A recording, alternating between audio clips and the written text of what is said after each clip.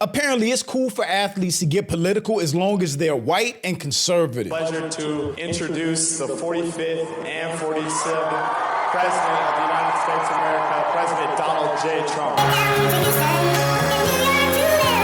Because Jaxson Dart, the second-year Giants QB, came out not only in support of Trump, but introducing him at a rally. And of course, conservatives and white media praised him for it. Jaxson Dart was asked to introduce the President of the United States. How many people get an opportunity to do something like that, regardless of who the president is? While anybody criticizing him or speaking out against him, like his teammate Abdul Carter, gets shamed and gaslit for calling out a quarterback for supporting an administration attacking black and brown people and other marginalized communities. Yeah, we spoke man to man. Yeah, there was only one man on that call, and that was Jaxson Dart. You were a man who was late to meetings. You were a man who didn't live up to your draft choice. Which is all just complete hypocrisy, because we know when LeBron spoke out about politics, it was shut up and dribble. Oh, and LeBron and Kevin, keep the political commentary to yourself. Shut up and dribble. But I'm Jew. Welcome to the channel. Please like and share the video. Don't forget to sub. Now, let's get into it. I'm grateful, I'm honored, I'm pleasured to introduce the 45th and 47th President of the United States of America, President Donald J. Trump.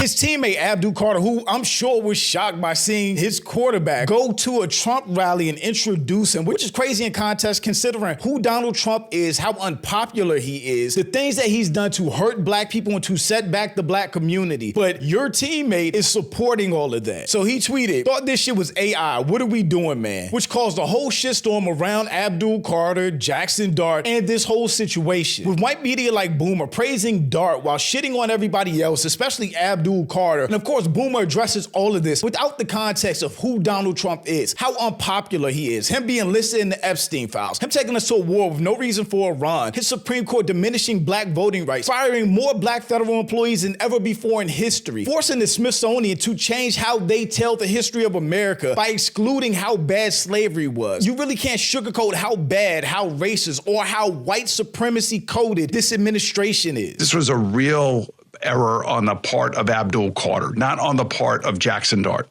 Jaxson Dart was asked to do something to introduce the President of the United States. How many people get an opportunity to do something like that, regardless of who the president is? You can't say regardless of who the president is and take away the context of who the president is. You may have hated Barack Obama. You may have hated Joe Biden.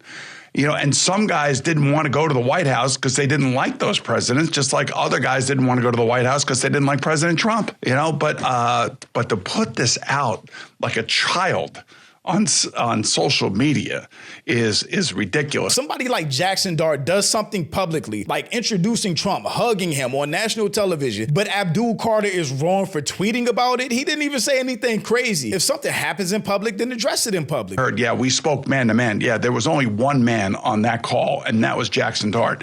You were a man who was late to meetings. You were a man who didn't live up to your draft choice. I don't want to hear this. So he made another just boneheaded error by going to social media. An old, out-of-touch white dude putting a white player on a pedestal while trying to shit on the black player as much as possible. Boomer is another white person who lacks awareness. Tone-deaf demographic. Boomer, yeah. White supremacists love to take the moment to berate a black man standing on principles. Even Ricky Smiley got in the mix. Boomer Esiason refused to look at the difference between Donald Trump and past presidents of the United States when talking about Jaxson Dart and Abdul Carter. That's my point. Donald Trump is not a normal president. This isn't a normal administration or a normal time in America. And then it came out, Giants QB Jaxson Dart addressed teammates in a meeting yesterday to discuss his introduction of President Trump last week. It sounds like more teammates than just Abdul Carter were really unhappy with him at the Trump rally. They wouldn't have had a team meeting if it wasn't that big of a deal. Not sure what there is to discuss, honestly. He endorsed someone that is actively trying to strip human rights, which specifically affects the black and brown communities, the same communities majority of his teammates come from, but I guess. Yeah, I'm one of those people that just believe when people show you who they are, believe them. I don't need to see a bunch of instances of you being a snake or you being racist for me to know you're a snake or you're racist. It just is what it is. Not gonna lie, when he's ass around like week 5, that locker room is about to go up in flames.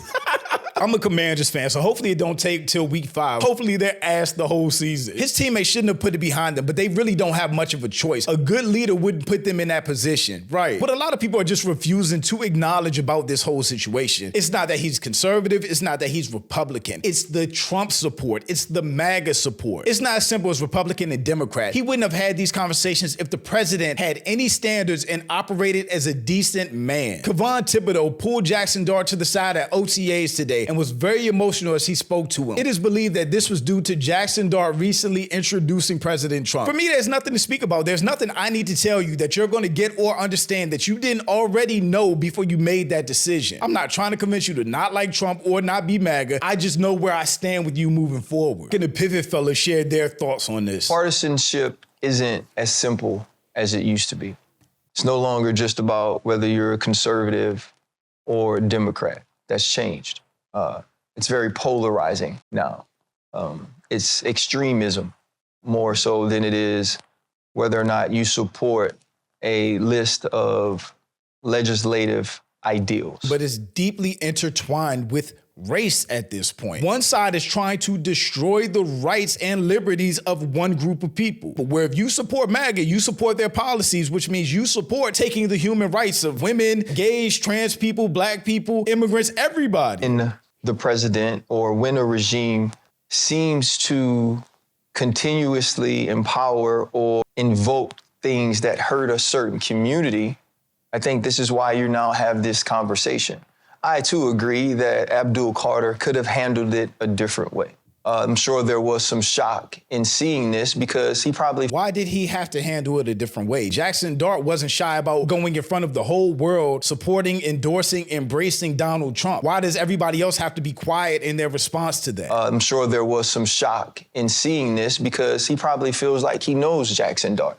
And when you are supporting someone who approached players the way that this president did during Colin Kaepernick's protest and said some of those things. Oh, we remember how racist and turned up Trump was during Colin Kaepernick's protest, where they changed it from what he was protesting about, which was police brutality, to him being anti-United States. He hates the national anthem. He's protesting the American flag. He's against our veterans. It was none of that. But Trump and the media around him created that racist narrative that allowed the NFL owners to conspire against Colin Kaepernick to destroy his career. Wouldn't you love to see one of these NFL owners, when somebody disrespects our flag, to say, get that son of a bitch off the field right now, out, he's fired.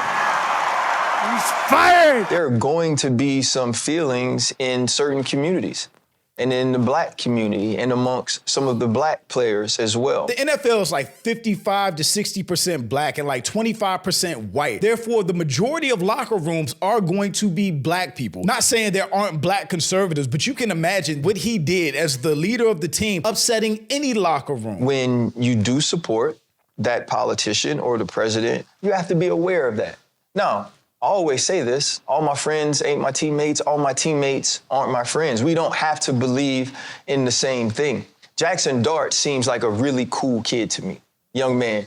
He seems like a really good leader, and I'm sure he and Abdul Carter have a relationship that's close. And so I do believe there was some shock involved in it for Abdul Carter, because at a young age, you feel like if you support a certain thing, I probably know certain things about you. And I believe he learned that that wasn't true.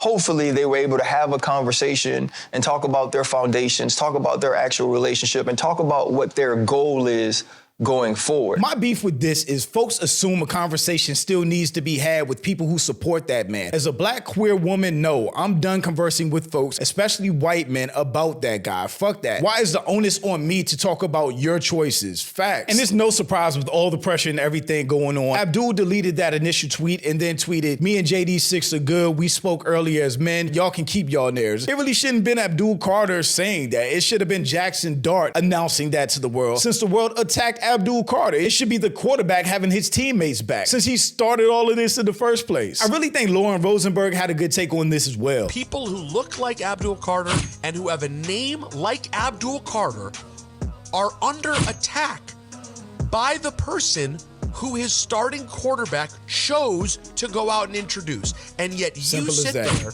with no thought about how any of those things could affect Abdul Carter, all you do is attack his manhood and say he's not a man because he posted, what is this, AI? It's because it doesn't affect him, Rosenberg, and that's bottom line. People who speak like this, they do not care because it does not affect their everyday life. When your coworker's like, I support erasing your history and the voting districts your ancestors fought and died for. Anyway, let's get out there and beat the Eagles. High five.